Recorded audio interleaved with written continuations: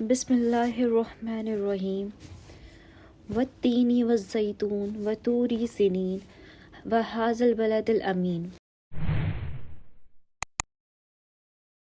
تین آیتوں میں اللہ قسم کھاتا ہے تین کی، زیتون کی، طور سنین کی اور بلد الامین کی۔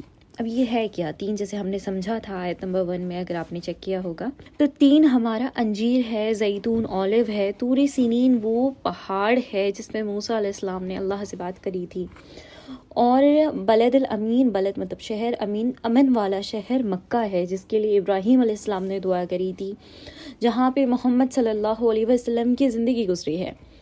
ان جگہوں کی اللہ قسم کھاتا ہے، ان آبجیکٹس سے، تین، زیتون، طور سنین، ان آبجیکٹ سے اللہ کسی پلیس کو ریزمبل کر رہا ہے۔ فار ایگزامپل تین کہاں کا فیمس ہے؟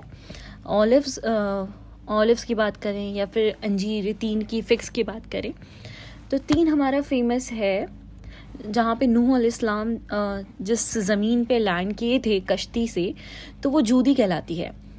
انجیر بہت فیمس ہے جہاں پہ نوح علیہ السلام نے مسجد بھی بنوائی تھی۔ اب زیتون کی بات کریں تو اولیوز جو ہیں وہ یروشلم کے فیمس ہے جہاں پہ عیسیٰ علیہ السلام کی زندگی ہے۔ پھر طور سنین کی بات کریں تو یہ موسیٰ علیہ السلام سے جوڑتا ہے۔ پھر بلد الامین مطلب پیسفل سٹی کی بات کریں، سیکیور سٹی کی بات کریں تو یہاں پہ ہمیں ابراہیم علیہ السلام بھی یاد آتے ہیں، جس شہر کے لیے ابراہیم علیہ السلام نے دعا کری تھی، اور محمد صلی اللہ علیہ وسلم کی بھی زندگی یاد آتی ہے۔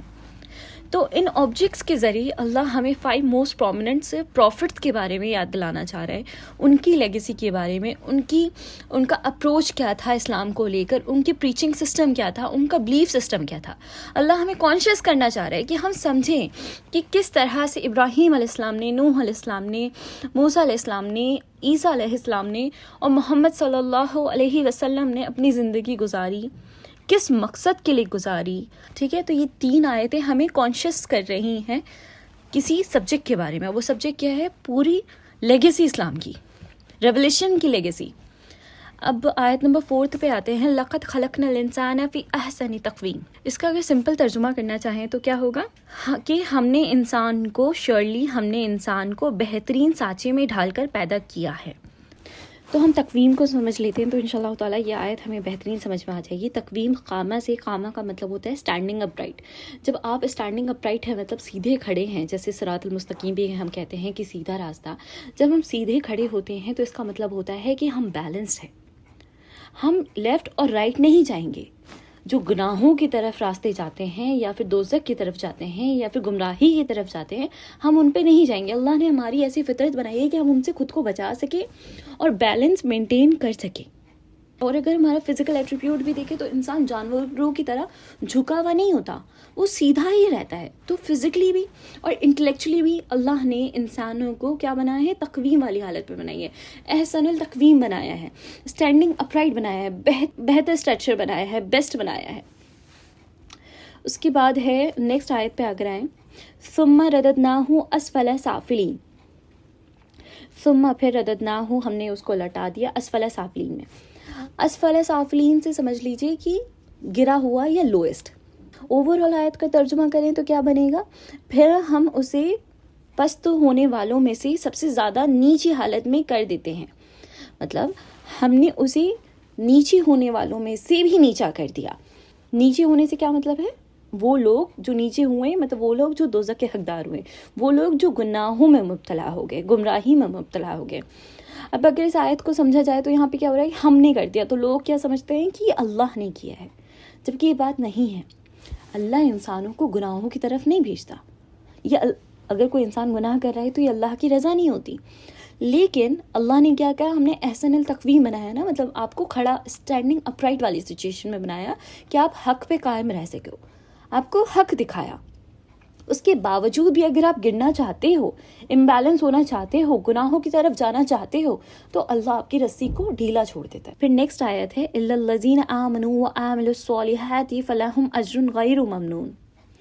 اس کا کیا ترجمہ ہے؟ سمپل ترجمہ کر لیتے ہیں کہ سوائے ان لوگوں کے جو ایمان لائے اور انہوں نے نیک اعمال کیے تو ان کو ایسا اجر ملے گا جو کبھی ختم نہیں ہوگا۔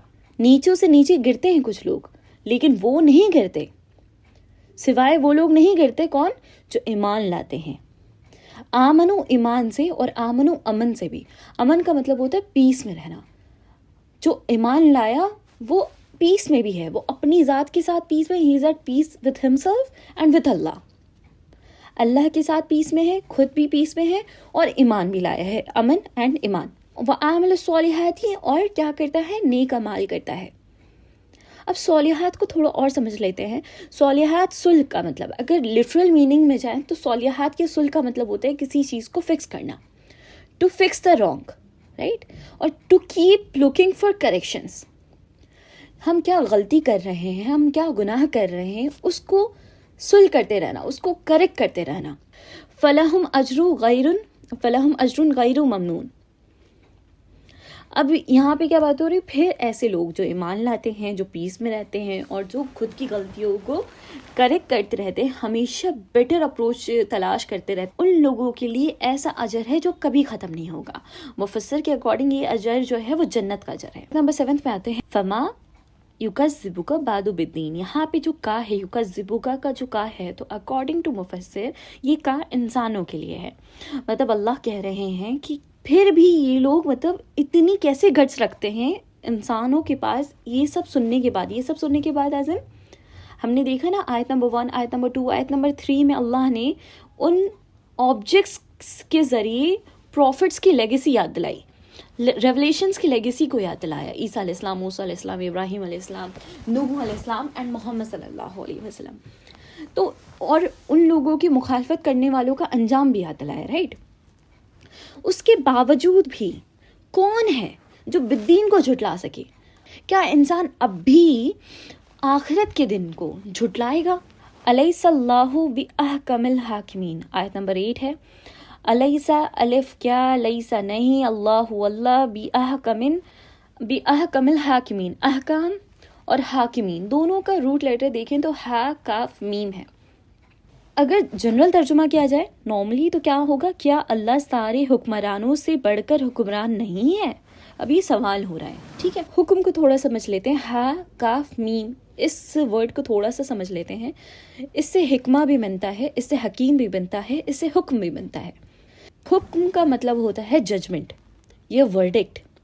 हिकमा का मतलब होता है विजडम, या फिर लिटरल मीनिंग होता है किसी चीज़ को टाइटली नेट करना, स्टिच करना, ठीक है, वेल स्टिच्ड। तो जब हम अल्लाह को अल हकीम कहते हैं तो हम इस बात को समझते हैं कि अल्लाह अल हकीम है और वो हर चीज़ में हिकमत रखने वाला है। उसने हमारी ज़िंदगी के लिए जो भी फैसले लिए हैं वो यूं ही नहीं ले लिए, इन फैक्ट वो क्या है, वेल नेटेड है, टाइटन अप है, मतलब वेल स्टिच्ड है। अल्लाह ने हर एक सेकंड को ऑर्गेनाइज किया है। वैसे ही कुरान को कुरानुल हकीम कहते हैं ना, कि कुरान क्या है, हकीम है, कुरान में हिकमा है। कुरान की हर आयत जो है वेल स्टिच्ड और वेल ऑर्गेनाइज्ड है।